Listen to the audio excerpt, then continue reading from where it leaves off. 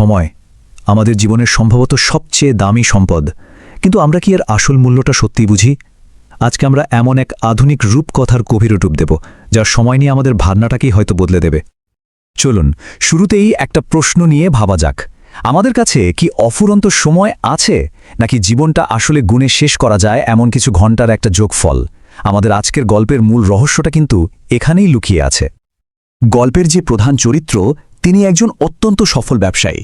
মানে অর্থ, খ্যাতি, সম্মান তার সবকিছুই ছিল। কিন্তু এত কিছুর পরেও তার মনে একটাই আফসোস, তার কাছে কোনো সময় ছিল না। ভাবুন তো, তার একটা দিন কেমন কাটত?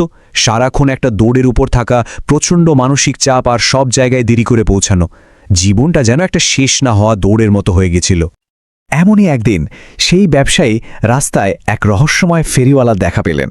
আর এই ফেরিওয়ালায় এমন একটা জিনিস বিক্রি করছিল যা তার জীবনটাকে একদম পাল্টে দিতে চলেছিল। ফেরিওয়ালার এই একটা কথাই তার কৌতূহল জাগিয়ে তুলল। এমন অদ্ভুত প্রস্তাব শুনে তিনি তো অবাক, নিজেকে আর আটকাতে পারলেন না, ঘড়িটা দেখতে রাজি হয়ে গেলেন। আসলে এটা কোনো সাধারণ ঘড়ি ছিল না, এর ছিল 3টে বিশেষ ডায়াল।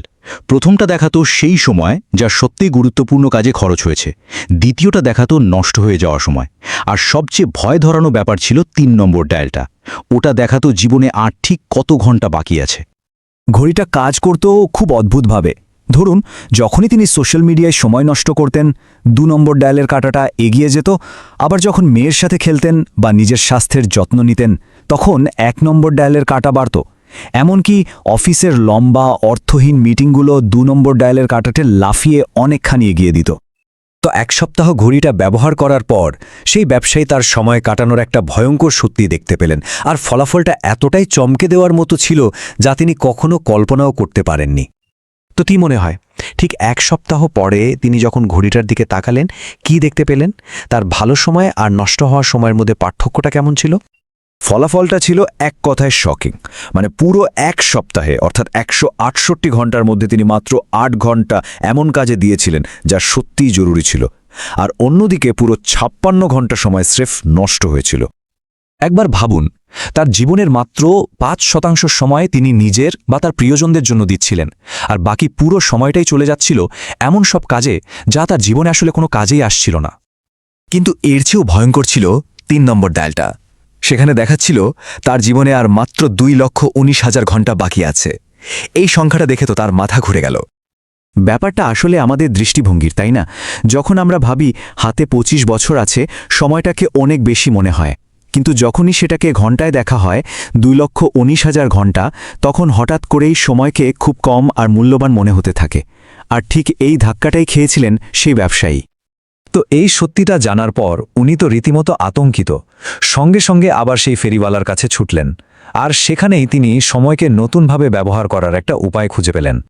ফেরিওয়ালা তখন তাকে বোঝালেন, আসল সমস্যা কিন্তু সময় নষ্ট করা নয়।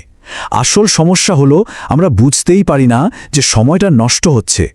সচেতন হওয়াই হলো পরিবর্তনের প্রথম ধাপ, আর এই ঘড়িটার কাজ শুধু সেই সচেতনতাটা তৈরি করে দেওয়া। আর ফেরিওয়ালা তাকে প্রতিদিনের কাজ মাপার একটা সহজ নিয়মও শিখিয়ে দিলেন।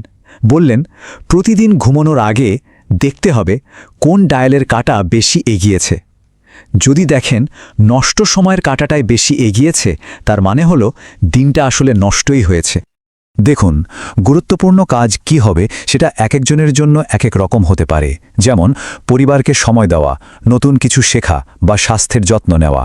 কিন্তু মজার ব্যাপার হলো, অপ্রয়োজনীয় কাজগুলো কিন্তু প্রায় সবার জন্যই একই রকম। যেমন অতিরিক্ত সোশ্যাল মিডিয়া, অহেতুক দুশ্চিন্তা বা অর্থহীন আলোচনা। এই নতুন উপলব্ধিটা পাওয়ার পর ব্যবসায়ীর জীবনটা কিন্তু একদম বদলে যেতে শুরু করল। তিনি এমন একটা শিক্ষা পেলেন যা তার বাকি জীবনটাকে নতুন করে সাজিয়ে তুলল। উনি যেটা করতে শুরু করলেন তা হলো প্রতিদিন রাতে ঘড়িটা চেক করতেন, আর পরের দিনের পরিকল্পনাটাও সেভাবেই করতেন। ধীরে ধীরে তার নষ্ট হওয়ার সময়ের পরিমাণ কমতে থাকল, আর গুরুত্বপূর্ণ কাজে ব্যয় করার সময় বাড়তে থাকল। তার জীবনে ধীরে ধীরে একটা ব্যালেন্স ফিরে আসছিল। 1 বছর পর যখন তিনি ফেরিওয়ালাকে ধন্যবাদ জানাতে গেলেন, তখন ফেরিওয়ালা এই কথাটা বলেন, মানে আসল উদ্দেশ্য তো ঘড়ির ওপর নির্ভর করা না। আসল উদ্দেশ্য হলো সময়ের মূল্যটা নিজের ভেতরে গেঁথে ফেলা। যখন অপচয়টা নিজে থেকেই অনুভব করা যায়, তখন আর কোনো যন্ত্রের দরকার হয় না। আর এটাই কিন্তু এই পুরো গল্পের আসল শিক্ষা। জীবনটা আসলে অসীম কোনো ব্যাপার না, বরং আমরা আমাদের ঘণ্টাগুলোকে কিভাবে খরচ করি সেটারই একটা যোগফল। এই শিক্ষাটা যদি আমরা নিজেদের জীবনে কাজে লাগাতে চাই, তাহলে ছোট্ট একটা কাজ করে দেখা যেতে পারে। একটা 24 ঘন্টার অডিট, শুধু একদিনের সমস্ত কাজ লিখে সেগুলোকে গুরুত্বপূর্ণ আর অপচয় এই 2 ভাগে ভাগ করলেই চলবে। বিশ্বাস করুন, ফলাফল দেখে হয়তো সেই ব্যবসায়ীর মতোই চমকে যেতে হতে পারে। তাহলে চলুন শেষ করার আগে নিজেদের একটা প্রশ্ন করি। এই যে এখন সময়টা চলে যাচ্ছে, এটা আমাদের কোন ডায়ালের কাঁটাকে এগিয়ে দিচ্ছে? ডায়াল 1 নাকি ডায়াল 2? ভেবে দেখার মতো একটা প্রশ্ন, তাই না?